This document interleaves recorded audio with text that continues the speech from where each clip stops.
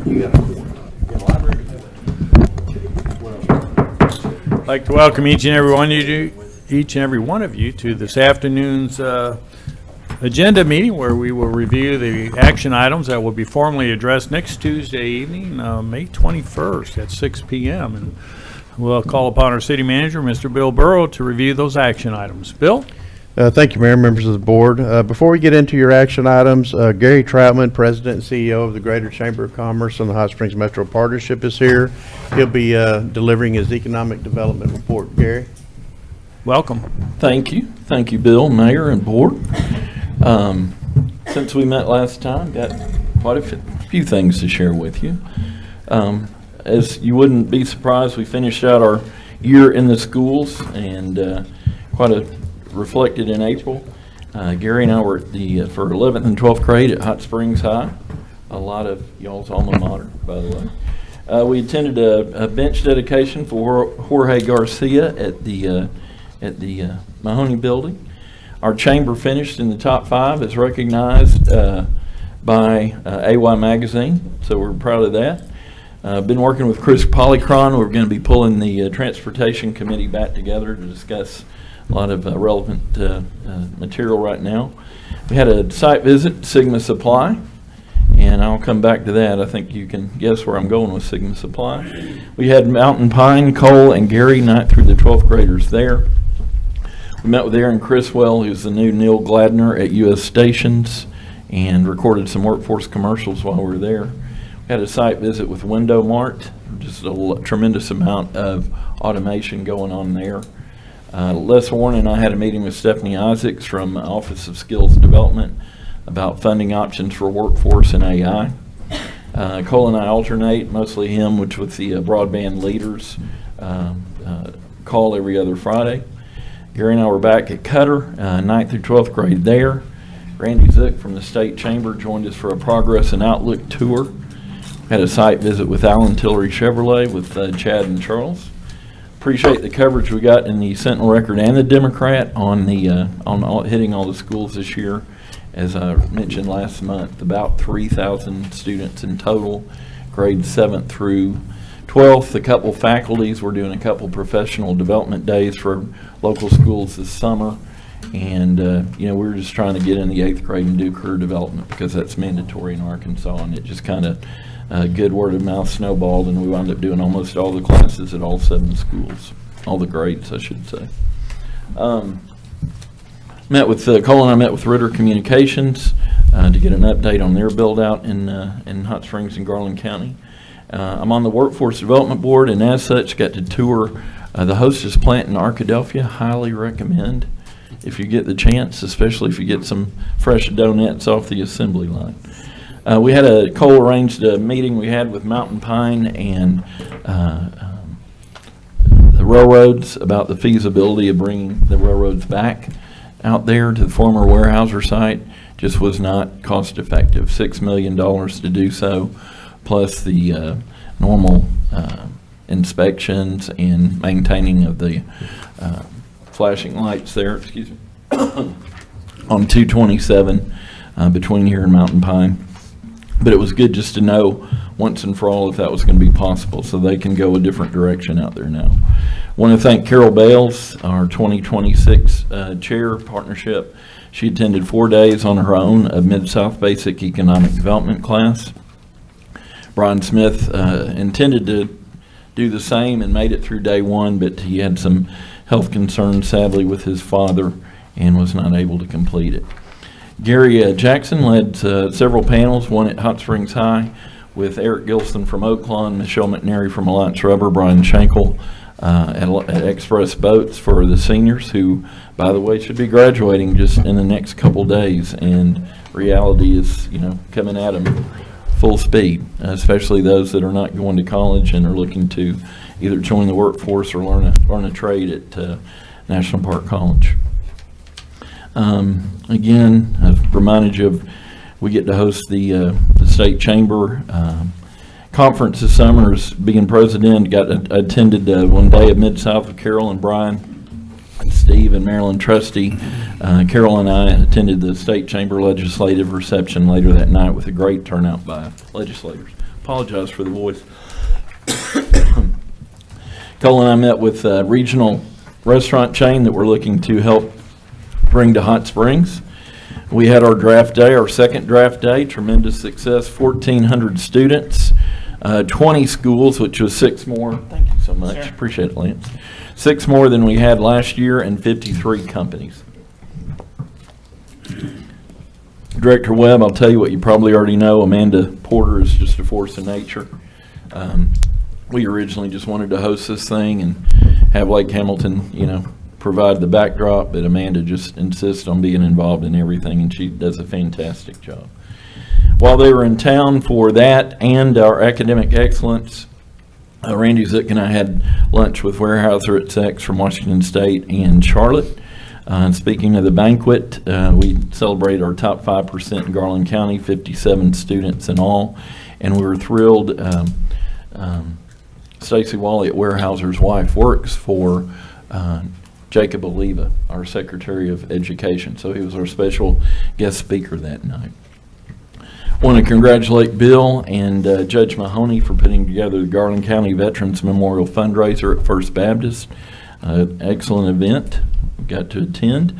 And also, I mentioned last month with the Amazon deal, but I just really want to say thank you to you all. I know it was camouflaged as packaged a different way, not Amazon, but you guys just let it sell right through. Planning Commission let it sell right through with no hiccups, but I really appreciate Kathy Selman and her team, and we took them to lunch just to thank them and kind of regroup. We don't expect that to be the last one, so we learned a lot in doing that one. We want to fine tune next time. We hosted a lunch and learn on Google optimization. It wasn't our deal, but they did come see us and ask for our help, and it is exciting. But Arena Football League coming to Hot Springs in summer of next year. And Director Trusty, I think you've got a vested interest in that with Landon. But exciting times, and neat to have a Heisman Trophy winner here. Compared notes with a counterpart in Jonesboro who came down to visit to see what's going on with our partnership in Chamber. Vicki, Hannah, John, and I attended the 4-State Chamber Conference in Branson. I got to do a session on workforce and what all we're doing here in the schools in Hot Springs. Meanwhile, Cole was in Atlanta at the same conference, SEDC, that we met with Amazon last year, visiting with 22 site consultants and promoting everything Hot Springs in our region. Gary arranged a workforce panel at Lake Hamilton with, this is quite a lineup, I think you'd agree, Dr. Doug Ross from CHI St. Vincent, Wayne Smith from Oaklawn, Brian Smith from Alliance Rubber, Sarah Roberts from Cobalt Aero, Brian Schenkel from Express. Cheryl on our staff is on the SHRM board, Human Resources Board, and Gary spoke, was a guest speaker at their meeting this month. And Gary and I finished the year at his alma mater with the 8th graders at Hot Springs Junior Academy. We are in the process now of rewarding scholarships, both traditionally academic and CTE.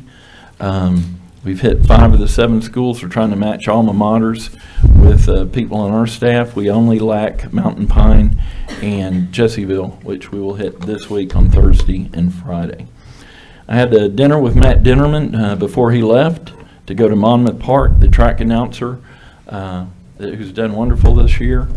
And I told him, I said, I'm not here in any other capacity other than you've been loved by Hot Springs, and we need another Terry Wallace. We need somebody that could be here 37 years and make this a career. And Matt's only 31. I think he's really up for it. So next year I hope we can all be more, now that we know we've got him, that we can all get to know him better and really embrace him as a Hot Springs resident. I want to thank you all that attended. Most all of you were able to. I know some of you weren't, but the Elected Officials Appreciation Breakfast, we had Congressman Westerman there and over 80 folks attend. And we've decided to move it to Friday because he usually flies home on Thursday and there's a better chance he can join us. You've seen the numbers probably for this weekend, but what an exciting thing it was for Hot Springs. Kentucky Derby winner Mystic Dan, 18-1. Longest stretch run ever, it seemed like. Didn't think that wire was ever going to get there. But man, congratulations to our locals, Banks and Scott Hamby, as well as the Gasaways from Star City. and Little Rock. So we're just thrilled and wish them well this weekend. Vicki attended ASMSA's 30th anniversary gala. Obviously, we're happy to have them here. And I know this is an April report, but I'd be remiss not to cheat a little bit and go into May, because many of y'all were at the banquet last week. Our award winners at the Metro Partnership Banquet was Arlington Hotel for preservation champion, downtown trailblazer Rusty Thompson, who has done so much to bring back the 900 block of Central that needed it desperately. Our Trending Upwards Award to Amanda Porter at Lake Hamilton for all her help on draft day. Our economic force is Vulcan Pickleball. Remind you that Vince now has the contract for the official ball of both leagues in pickleball. And we had a site visit out there Friday and learned to play a little bit. So if you haven't played, would challenge you to do that, because we're home office now for headquarters for pickleball. And Scott Dews, who's going to report to you on the Majestic, gave a Chairman's Award to everyone in the workforce. And Bill, I think I left one out. Economic Leadership Award, very deserved, went to our city manager, Bill Burrow, for 13 years. And you're not supposed to give a lifetime achievement, and maybe it wasn't, but it wasn't just 2023. Bill did so much, as you all know, for the past 13 years. I've just visited with 2 people this afternoon about all the possibilities as far as future housing in Hot Springs made possible by the water that will be here in 2025. So that concludes my portion. I'll gladly answer questions, but I'll turn it over to Scott Dews first to tell you about the Majestic. Scott. Good afternoon. Thank y'all. I don't think you reported last month, didn't you? Mm-hmm. So it's been 2 months since I've been here. I'll update you.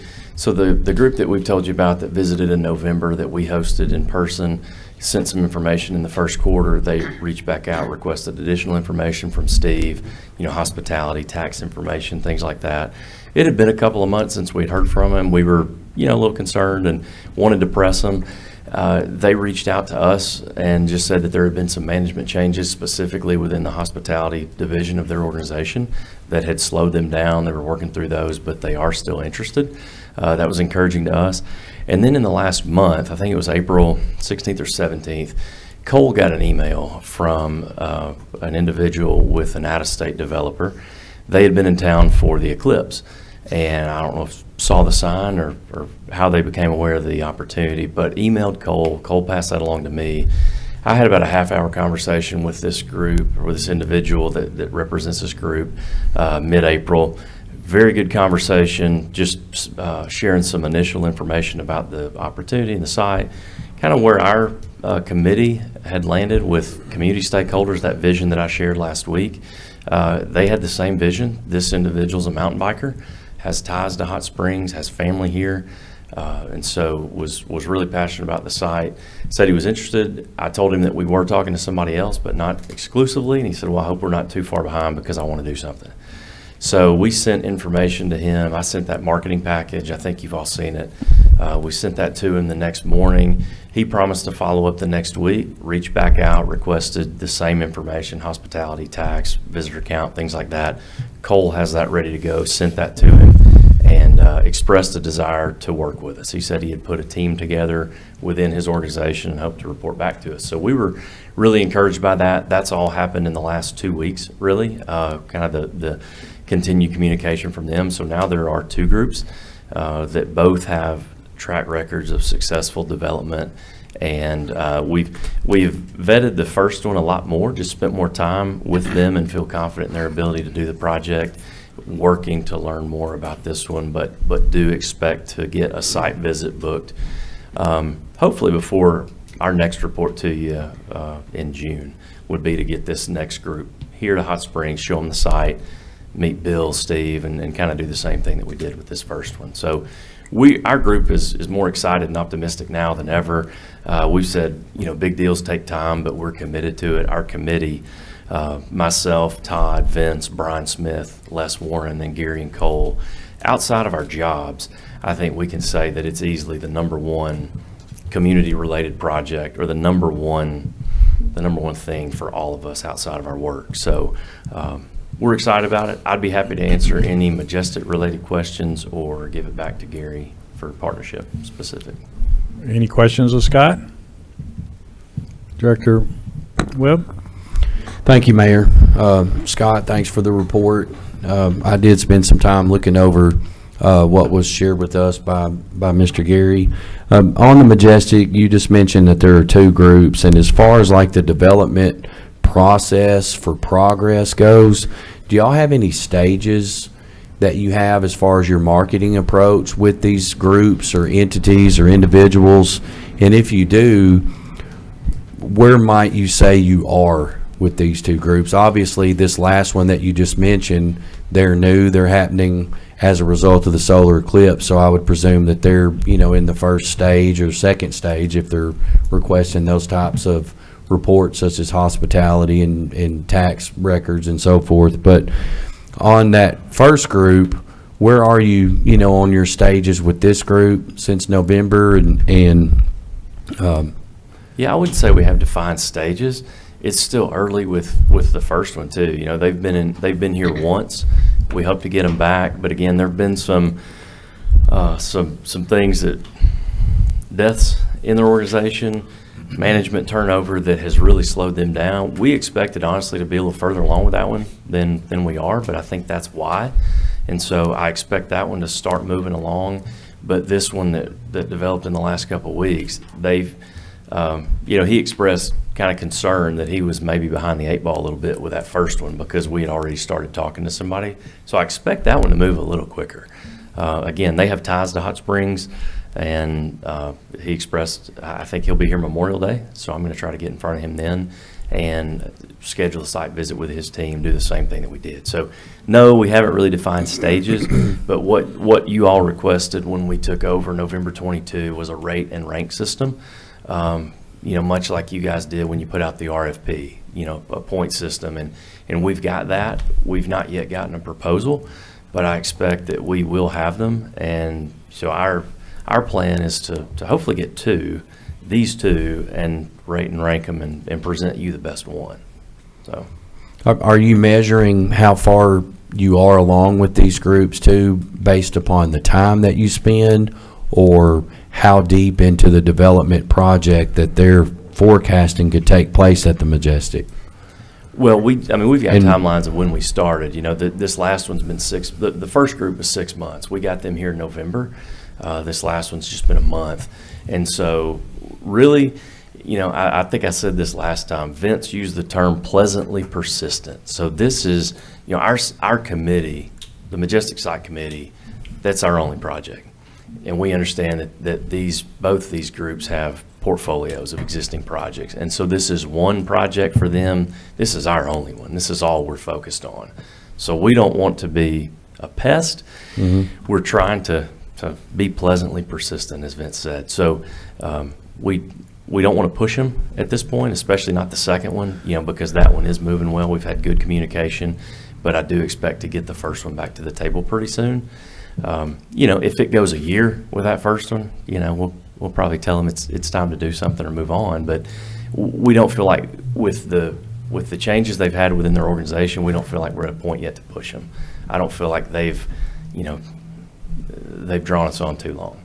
Do you feel like you're able to meet all of their needs for requests as they arise, and they start looking at how they are to make return on investment, and they start requesting site visits, and they need to see X, Y, and Z as far as numbers and paperwork? Do you feel like y'all are in a good position to provide that, or is there anything that your group needs to help satisfy the request of those that are looking at development at the Majestic?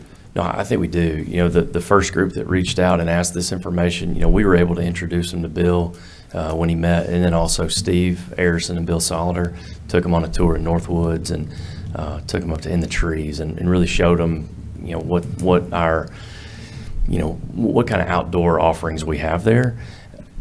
He requested information. Cole keeps a lot of that information on hand. He compiles that annually, and then the hospitality related stuff that he didn't have, Steve Arison provided quickly. So now between our team, Bill, city staff, and then Steve, we feel like we can get anything that we need to them in a timely manner. Thank you. Yes, so I think I shared at the last meeting that we were going to develop renderings, that our committee, along with input from community stakeholders and investors, potential local investors, really what we feel like the community has, what most in the community would like to see, wanted to create renderings to articulate that vision, right? We've got the vision, but most people have to be able to see something on paper. And so we're starting to work. We've met with David French. That was about a month and a half, and look to have something from him at the end of this month. So some preliminary drawings that we'd be able to show to potential developers, partners. That was my next question, is have you thought of providing those renderings to these projected developers? And it seems like y'all have Certainly. gotten that light bulb and that you're heading in that direction. Certainly. And I That's going to help. Yeah, and you may not have been at the last meeting, but our thought there was, if we got down the road, if we got 6 months down the road, a year down the road with one of these prospects, and for whatever reason they didn't move forward, we didn't want to be, kind of coming up with Plan B on the fly. So we said, let's go ahead and develop them, put this vision that we have on paper. We've got a list of local investors that we're cultivating that have expressed interest in being a part of any development that we do there. And so we would have these renderings. We've got this list of people that we can, if for some reason, at the time, 2 months ago when I presented to you, that was the only prospect really at the time. Now there's a second. But if these don't work out for some reason, we've got an investor list, and we feel like we could pivot pretty quickly.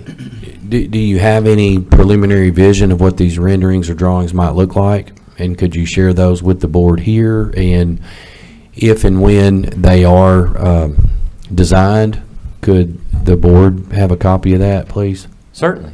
Thank Yeah, I you. mean, it'll be something that we share with developers and be happy to provide a copy to you. But yeah, I mean, I think what our committee, and again, this is feedback from the community, is we've kind of envisioned this majestic village. I mean, I described this last week at the partnership annual meeting, but think Breckenridge, think Center Village at Copper Mountain. That property sits at the base of world-class mountain bike trails. And so we're embracing that. Let's lean into that and put something on that site where, anybody that comes to Hot Springs to ride trails wants to stay there. We'll have mountain bike people, capable of handling their bike, caring for the bike. So we envision, boutique hospitality, private residences, retail, restaurant, bike shop, outdoor hangout space, water feature.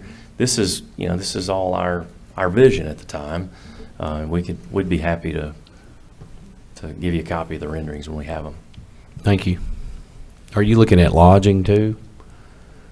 Hospitality? Yeah. Yes. Okay. And I then think that's what- historical that's- designs as well? That's what cash flows. Yes. That's the only thing that pencils on the site. We've talked other things, and I think rooms is what makes the most financial sense there, with a mix. I mean, we envision a multi-use or a multi-purpose use for the site, but certainly. Thank you. Any other questions of Scott on this? Director Beard? Thank you.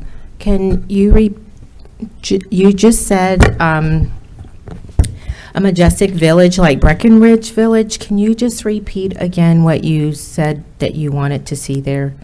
You said shops, like bike shops. What else did you say? So hospitality, hotel, private residence, we're talking restaurant, possibly retail, but we think we do need, bike shop, bike repair capability, bike rental, for anybody that doesn't want to travel with their bike to be on site there. And so just thinking making it a base camp, right? We feel like this could be just like we don't have ski trails, we have mountain bike trails, but making it a premier base camp destination.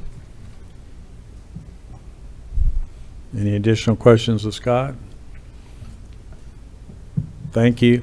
Thank Gary, did you have any closing remarks, or?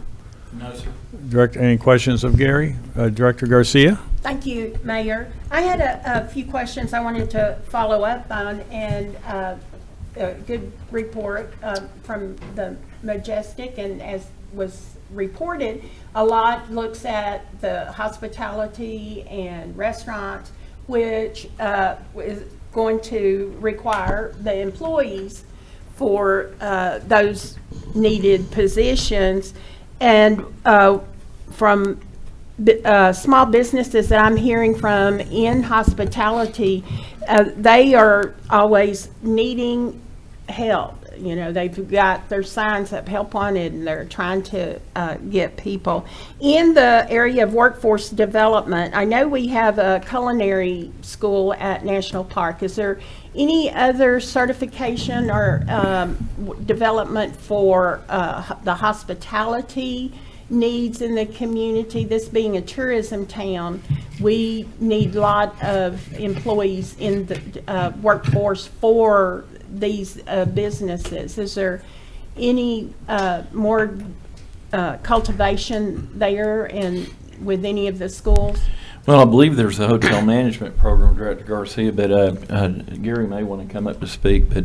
But Wayne Smith, when they were at Lake Hamilton the other day, said, you know, we make everything from hot dogs to fillets, and you know, we can train you here at Oaklawn. It doesn't necessarily have to be a structured program at National Park College. So I think the hotels are embracing the challenge that you're mentioning, but I'd also remind everyone there's 1,300 new grads about to walk in here in the next week or two, and at best probably 50 to 60% of them are going to college. 40% of them are going to be looking for jobs, and I figure a fair share will go into the hospitality industry. And is that presented to them too as in the workforce readiness and this, what they need? And I mean, it's not, I mean, Oaklawn's always advertising, and that's a large employer. And one barrier there, because they have all shifts, is childcare. We don't have that. I'm reading more and more articles about the childcare crisis, not just here, but across the state and in the country. And anything that comes up that can be addressed in that area, we want to see how we can help get that to help the small businesses and the employees. It's a win-win for both in that area. The with this development, more hospitality, we have 3 buildings that recently sold. And are y'all working with those new owners on any type of development down there? And is that going to be more in the hospitality area? We've got a hotel going in, the medical arts building is being developed, and then the Hampton Inn that's announced here. So we do have more rooms coming in and more need for hospitality employees there as well. And your work with these new owners, do you see that being developed that way also? Or? I do. Cole may want to comment on that, but you know, the 4 buildings that auctioned off that brought substantially more money than thought, we're working with at least 2 of those already on where they go. I want to double back though. You mentioned the child care. I want to remind you of something I said a few months ago when I'd just gotten back from a conference, that for whatever reason, and I mean, we're all Arkansans, but you know, child care is very much an issue. Don't mean to belittle it at all. In fact, it's a major issue. But I hear it so much more when I'm out of state. And I don't know if it's a Southern culture thing or whatever, but you know, that the families are just more embrace and help with the upbringing of kids and grandkids. But in Michigan, for instance, they're pursuing a model where the employer pays 1/3, the employee pays 1/3, and the state pays 1/3, and it's being closely scrutinized as maybe a model that we take nationwide, because the argument is that child care costs are outrageous, but yet child care workers are not making that much money. So, I mean, I know there's brick and mortar costs and insurance and certain other things, but it just, at the end of the day, doesn't add up. So we're really closely watching this Michigan model and hope it comes here.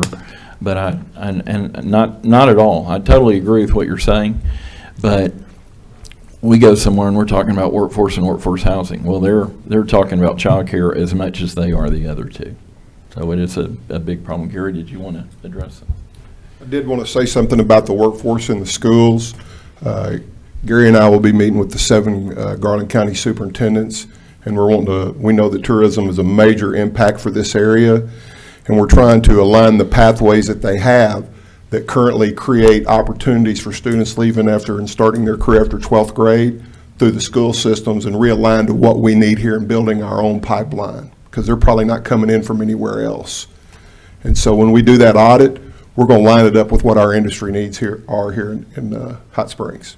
Well, one of the things I've received input on regarding that, because they do hire teenagers and have more staff during a busy season in the summer, but school is starting so early now, they need them to work through August, but they have to go back to school earlier and earlier in August instead of, years ago it would be after Labor Day. So that's something the whole school system could look at, how they could help those families. One of the unique things is that you look at the surrounding states with Mississippi, Tennessee, those states start a week earlier than we do. So our kids still get an additional week. Plus, if somebody's coming from those states to come visit Hot Springs, our kids can still work on the weekends and be available for opportunities there. How many buildings are still empty downtown? And while Cole's coming up, I do want to say this about draft day, to add what Gary just said. We're doing it to benefit our young people and Hot Springs companies, but it's not coincidence that we invite Malvern to Mena. I mean, Hot Springs is a big city to that whole region, and while we're trying to do the best by our 1,300 graduating seniors, if half of Mena and Murfreesboro and Glenwood want to move here, that's okay too, because we do want to expand our workforce as best we can. You're right, you're right. Vacant buildings downtown, I assume you're talking about just the upper floors? Well, I mean, there are, for example, where the Bathhouse Show and the others, is that still empty? Where Bel Arte Restaurant was, is that still empty? On the other side of the street, down further south, they're still The old J.C. Penney building? some empty, storefront spaces there. I didn't know haven't heard lately what the status is of trying to get all of our empty buildings Sure. occupied. Yeah, there's definitely a lot of opportunity left downtown. How many empty buildings? I'll say there's maybe approximately a dozen, just off the top of my head. A lot of those that you've mentioned and many of the others have been bought and sold several times over the last few years. There's a lot of real estate prospecting going on, some speculation. Something I've said for a while is real estate development doesn't happen at the pace of public opinion. Right. And so, somebody can buy that building and keep it vacant, unfortunately, and maybe try to resell it in a few years and make a profit off of appreciation. There are always plans in the works that I'm hearing about for lots of those buildings, and then lots of the other considerations come into effect, financing and the economy and what have you. There are some good things on the horizon for lots of those properties. There are lots of situations downtown where there's a retail or a restaurant in the first floor, which is a lot of commercial value there, but then the upper floors are still vacant, and so that is a pretty big concern. Well, I heard from one owner last week that's looking at upstairs of their restaurant having a Airbnb or doing some more work to make that available to utilize the total space they have now. That makes a lot of sense. And one last question, and I don't know if this, I guess Gary, but I noticed on the, and it may just be misclassification, and if you don't want to answer it, maybe at a future meeting it could be reviewed. But on your financial reports, it shows very little expense as marketing, and the biggest expense as administration. And I don't know if something's misclassified there, but maybe at a future meeting sometime we can go over that, financials. As you know, we were FOIA'd last year, and all our records are out there for the world to see. So, I mean, we have nothing to hide. We're audited every year. Our board approves them at every meeting. So, yeah, happy to dive into that. Yeah, well, I'm not saying that there's not any, that's not, the spending isn't there or in your receipt, but we talk about recruiting businesses and marketing. That's why I thought, well, 33,000 for marketing seemed low with the large number for just administrative costs. Because typically, I would expect and that's why I thought maybe some of the people that are classified in the administrative expense isn't broken down to all of the actual function of that. Well, I mean, we can talk about it, but I just remind you, we did just get Amazon. I mean, we've been very effective with what we've been doing. And it's not certainly for a lack of effort, but, Oh, you know. no, I'm not. I mean, we are glad to have, everybody works together and to make it happen. I'm just, maybe there's more that's actually should be business recruitment or, you know, when you're doing a return on investment, what we're investing for economic development, ones I've worked with before, you typically look at, I want money spent in marketing and sales. I want money spent on recruiting. But when you just see a big number in administration, you don't know what that return is. And it possibly could be not broken down correctly on that side of the financials. That's all I'm saying. And I thought maybe if we went through that sometime, we would understand that better. Okay.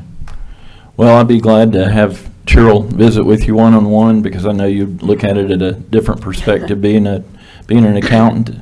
But I don't know that I could come up here and, you know, reasonably say, just answer any questions that's why I that said may you- come. You But probably wouldn't want to do that, but if she's But no, available that's, and I would make that. nobody else may be interested, that's fine. No, we obviously have nothing to hide. But I will say this, and I don't want to pick on another community. You all have been willing or indicated a willingness to be creative in financing and luring companies here. But I don't ever see a day where we just pay someone to come here, as has happened in one of our neighboring communities. Write a very big check to get a company here. We have plenty to, you know, on our own merits, our quality of life, our schools, you know, just on and on that Hot Springs has to offer. And I think much like the hospitals who have to recruit against other states with frankly better packages benefit-wise because of the tax situations there, we feel pretty comfortable in you know, how we stack up. Mentioning the hospital, do you anticipate timeline-wise when the contract with Morehouse College getting residents here, or how many would be coming? Do we have adequate housing for them? I don't know, Director Garcia. That'd be a question for Dr. Doug Ross. But I mean, we're already in the process, and I can assure you, those of you that know him, he'll go out of his way to make sure that they have adequate housing. I wouldn't think there'd be any on campus there, but I'm sure that would be first priority, making sure they're comfortable. Well, there was a new apartment complex just opened up that does have some housing, that type of housing, but I don't know how many, but they're going to have more, and it's close to CHI, so that might be some opportunities there too.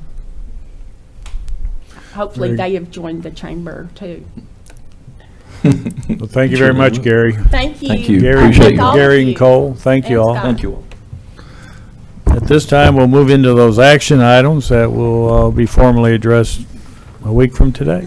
Thank you, Mayor. Your first item is consider Resolution R-2498, a resolution acknowledging receipt of the City of Hot Springs financial statements for March 2024. And I will say, under the city manager's report next Tuesday, our finance director, Karen Stigott, will be giving her quarterly financial report as well. Good afternoon. Monthly financial statements are issued to keep city management and constituents apprised of the financial condition of the City of Hot Springs. The March 2024 financial statements will be linked to your board action request, and staff recommends acknowledging receipt of the March 2024 financial statements. Any questions of Ms. Scott? As Bill said, she'll be here next week and go over the details. Thank you. Next is consider Resolution R-2499, a resolution authorizing the filing and acceptance of grant funding for the state of Arkansas, from the state of Arkansas National Highway Safety and Administration for eligible expenses for DWI District Court. And our District Court Administrator, Chris Burrow, is here. Mr. Burrow. Good afternoon. This is a grant that we have applied for since 2009 and have received. The grants pay for drug screens, they pay for the national conference, they pay what I call the local conference, which is in Little Rock. It also helps pay for DWI waivers. Last year we had approximately 458 DWIs come out of district court. There is a clerk that this is a match grant that clerk takes care of. The amount that we were asking for is $40,000. I don't think that $40,000 will be used. We had a line item in there last year that we could send a drug screen off for confirmation of levels. We have yet to send one off, so I don't feel like that line item is going to be that much money. Very good. Any questions of Chris? Thank you. Thank you. Next, we have considered Resolution R-24-100, a resolution pertaining to the bond underwriting services, repealing Resolution number 9442 and for other purposes, and our city attorney, Mr. Albright, will present. Thank you, Bill. Resolution 9442 of 2019 approved an agreement with Stevens Inc. and Raymond James for their bond underwriting services. 5 years has passed since the last statements of qualifications were solicited, so it's really time for the city to go back out and solicit new statements of qualifications for these services. This resolution would direct the city manager, his designee, to do that, to solicit statements for qualifications. They would then be rated and ranked, and then afterwards, the highest ranked solicitation would then be negotiated with the city managers, city attorney, and the finance director, and a recommendation brought back to the board for that contract. Thereafter, underwriting services would be handled on a case-by-case basis as needed. Any questions? Thank you. Next, we have considered Resolution R-24-101, a resolution awarding a contract to Christ Engineers, Inc. for professional engineering services for the Lake Catherine filamentous algae study and ADEE coordination project as work order number 10 of the master service agreement for wastewater services in the amount of $91,200, and our project manager, Todd Pillar, will present. Todd. Thank you and good afternoon. This is a requirement of the regulatory folks up in Little Rock.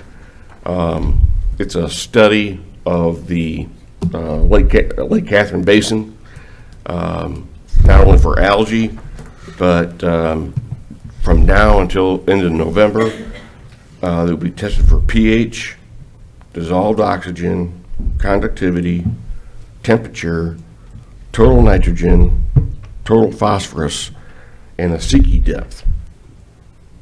How far you can see in the water.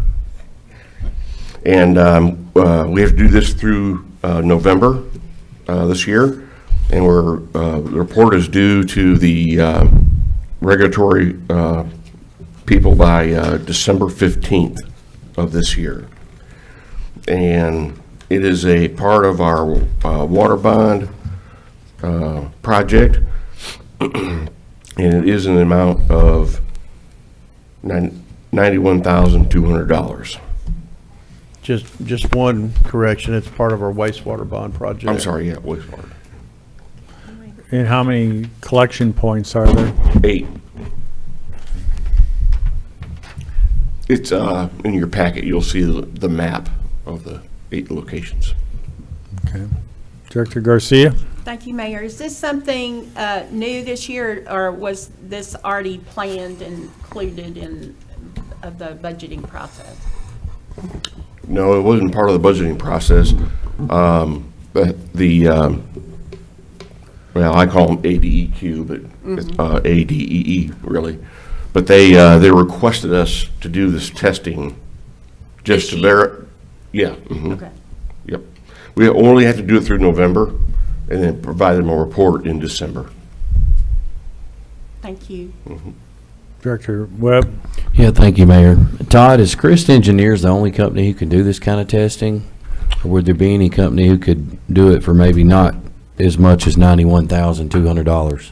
Well, actually, to answer your question, Director Webb, the most of the work will be done by a company called FTN Associates that we use for all our environmental stuff, and they'll be do most of the sampling. But because Chris is so much in the Gulf Basin, Gulf Pump Station, force main, and everything else, we put it under their blanket. But FTN will do most of the work. It's part of our Gulf Pump Station work. It FTN is. doing it under the umbrella as a subcontractor to Christ. Yes. So you're saying it was Chris who located this company and who's taking care of the hiring, this company to provide these tests and under the contract of the wastewater bond, and the city is overseeing who they're hiring to do this study? That's correct. Okay. Well, we've used FTN for many different functions under the Chris contract, like the outfall going to Lake Catherine from the Davison Drive. Right. They did all of our environmental stuff for our. That helps it make sense. Thank you. Any additional questions? Thank you, Todd. Thank you. Next, consider Resolution R-24-102, a resolution approving the procurement of a Pack Rat 10 cubic yard side load collection vehicle from River City Hydraulics, Inc. in the amount of $142,487, and our Solid Waste Director, Samantha Jones, will present the item. Sam? Hello. I'm requesting board approval to purchase a 10 cubic yard side load collection vehicle.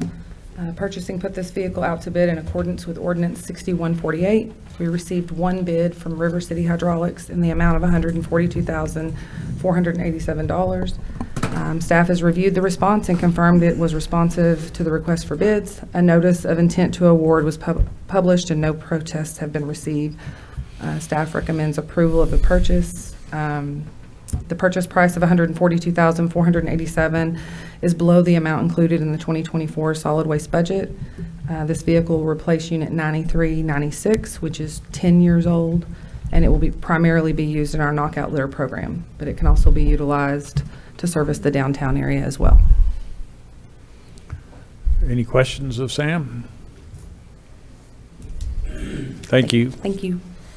Next, we have considered Resolution R-24-103, a resolution awarding a term contract to Mel Northy Company, Inc. of Houston, Texas, for certain ornamental streetlights, and Ron Seavright, our Public Works Director, will present the item. Good afternoon. The RFP was sent out. We received 3 responses, one from Wholesale Electric Supply Company and Mel Northy Company and Taza Supplies. After rating and ranking, the staff that were on the committee chose Mel Northy as the best vendor for this project.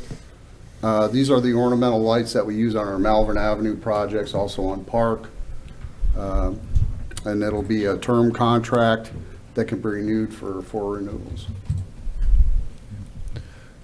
Director Garcia? What was the amount?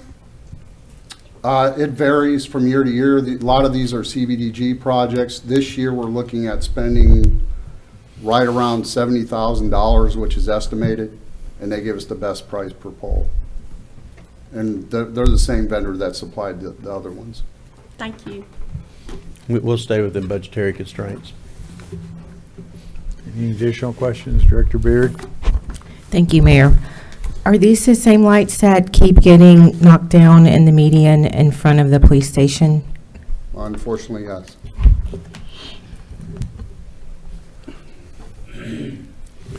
Any additional questions? Thank you. Next, we have consider resolution R-24-104, resolution awarding a bid to Steep Creek LLC for certain 2024 stormwater drainage repairs and improvements along Savy and Audubon Streets. This will be in the amount of $345,057.40. And again, Mr. Seabright. These two projects are exceptional. They have caused damage to homes and their mechanical stuff. On Savy, we plan on trying to divert the water. The water currently runs under a gentleman's house. So we're going to redirect that water to another ditchway and resolve that issue. The other ones is lack of capacity. So we're going to increase the capacity of those pipelines through those houses they run through and try to prevent any further damage. The engineer reviewed the projects and the bids and chose Steep Creek as the most responsible bid. Any questions of Ron on this resolution? Thank you. Next, we have consider resolution R-24-105, a resolution awarding a term contract to TECO Safety for the certain emergency response equipment for police vehicles, and our Chief of Police, Bill Harvington, will present. Thank you, sir. The Hot Springs Police Department requires supplies and services of police vehicle equipment such as emergency lighting, wiring for cameras, mobile data terminals, computers, vehicle-mounted modems, and other miscellaneous equipment. The current contract is expiring, and therefore an invitation to bid for these supplies and installation services was duly advertised and issued. 4 vendors responded, which were Arkansas Valley Communication of North Little Rock, Dana Safety Supply of Greensboro, North Carolina, Mid-South Communications of Hot Springs, and TECO Safety of Benton, and also headquartered in Shreveport, Louisiana. The responses were reviewed, and TECO Safety was deemed to be the lowest bidder for the supplies and services requested and required. The City of Hot Springs issued a notice of intent to award TECO Safety on May 8th, 2024. The Hot Springs Police Department is requesting that a term contract be awarded to TECO Safety based upon this bid process for a term of 1 year, with 4 12-month terms subject to annual budget approval by the Hot Springs Board of Directors. The contract will automatically renew annually unless either party supplies a 30-day written notice of cancellation. All the funds that will be expended as a result of this contract are budgeted for during the normal 2024 annual budget approval. Any questions? Yeah, any questions of the Chief? Thank you. Thank you. Next, we have consider resolution R-24-106, a resolution awarding a bid to Environmental Protection Associates, Inc. for the abatement and removal of asbestos and lead-based paint at 228 Orange Street, and for the purposes in the amount of $26,000. And our Planning and Development Director, Kathy Selman, will discuss the item. Kathy. Thank you. The old Hot Springs High School gymnasium is the building at that address. It was condemned by the Board of Directors in September of 2022. Following that, 2 bidders responded to a bid solicitation to raise and remove the structure. Environmental Enterprises Group at $246,000, and also Melton Excavating, whose bid was $78,000. Although the lower of the two, Melton's bid did not include asbestos removal and remediation. Roger Powell then entered into an agreement to purchase this building from the owner, Monolith Properties, in March of 2023. In April, J&T Lee Enterprises, on behalf of Mr. Powell, obtained a roof and soffit repair permit, which has now expired. Pursuant to the Property Maintenance Code, the Planning Department requested bids for asbestos inspection and lead paint sampling. Nabholz Environmental Services, the low bidder, prepared a report detailing the types and locations of those hazardous materials. The report was sent to the owner, Mr. Powell, as well to Monolith Properties, along with a request that asbestos and lead-based paint be removed by licensed professionals prior to allowing use or occupancy of the structure. The Lee permit expired 6 months after issuance because no inspections were requested. In March of this year, with no permits and all work having ceased, the city called for bids to remove and abate the asbestos and lead-based paint. After rating and ranking, the lower responsive bidder of the two bids was Environmental Protection Associates at $26,000. Notice of intent to award was published, and no protests resulted from that publication. Mr. Powell was personally served notice of this upcoming board meeting on May 9th. Now, the amount of this contract that we're bringing to you is only $26,000.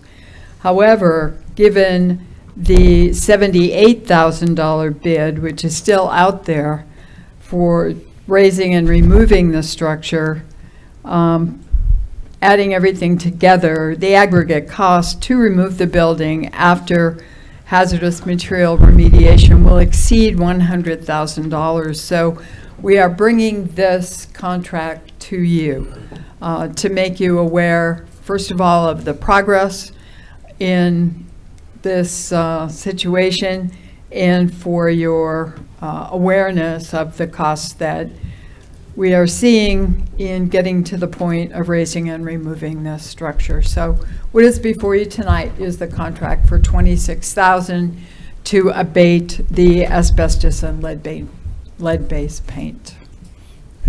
Director Garcia? Thank you, Mayor.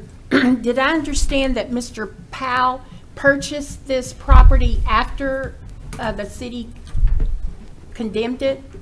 He did. And, but we did not have any liens at that time against it? Or did Correct. Not for this condemnation, not for the hazardous material, not for the study of where and how much hazardous material. So, no liens. Yeah, is the liens the only, yes, sir? Let me just clarify something. Mr. Powell entered into an agreement to purchase the property. It's not been recorded. No title company was involved, no title search was conducted, and so therefore no liens would have even appeared. He has an equitable interest in the property. The legal title holder is still Monolith. That's why both parties will be noticed of any action taking place at the property. And was Monolith one of the buyers of some property recently sold downtown?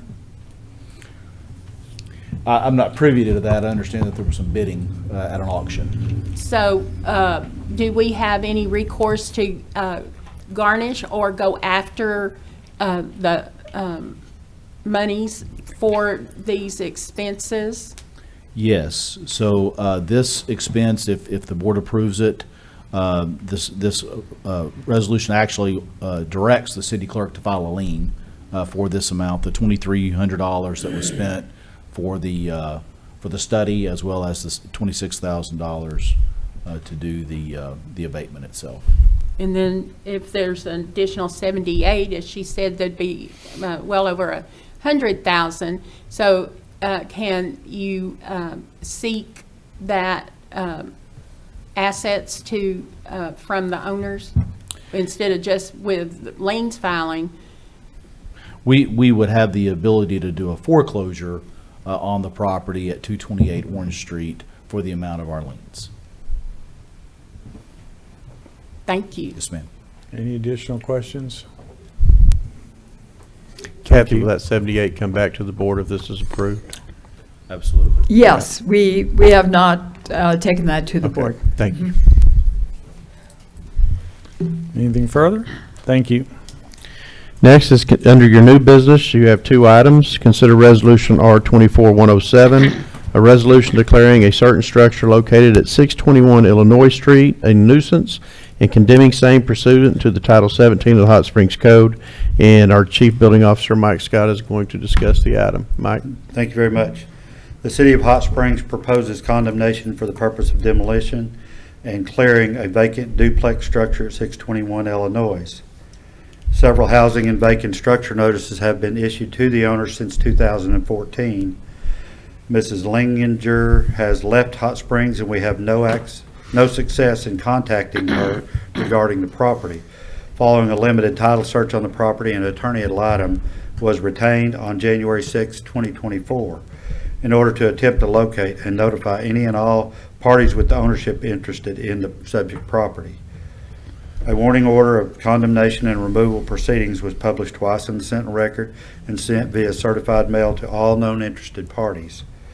Due to the condition of the structure and the inability or unwillingness of the property owner to make repairs to stabilize and having no reasonable alternative, staff recommends that structure be raised and removed. Any questions of Mike? Thank you. And your last item for the evening would be consider Resolution R-24-108, a resolution declaring a certain structure located at 610 South Street a nuisance and condemning same pursuant to the Title 17 of the Hot Springs Code. And again, Mr. Scott. The City of Hot Springs proposes condemnation for the purpose of demolishing and clearing a vacant duplex at 610 South Street. The City of Hot Springs sent a vacant structure notice on September 4th, 2018, indicating the property had been inspected and was in violation of the Hot Springs Code. Most recently, the City of Hot Springs sent a vacant structure notice on April 7th, 2023, indicating that the property had been inspected and was in violation of the Hot Springs Code. The subject structure was damaged by a fire on or about December 27th, 2023, rendering it unsafe for habitation because of extensive structural damage. Both the Arkansas Fire Prevention Code and the Hot Springs Property Maintenance Code define the conditions of an unsafe structure. The notice of proceedings was issued to the address of the owner of record, and the signed green card was returned to the office. Due to the extent of the damage caused by the fire, the inability or unwillingness of the property owner or his or heirs to make repairs to stabilize, and having no reasonable alternative, staff recommends that the structure should be raised and removed. Any questions of Mike on this resolution? Mayor, that concludes your item for next Tuesday's meeting. Very good. Well, thank each and every one of you for coming out this afternoon. Next Tuesday at 6 p.m. right here at City Hall, we will take formal action on each of these resolutions. So thank you and have a great evening.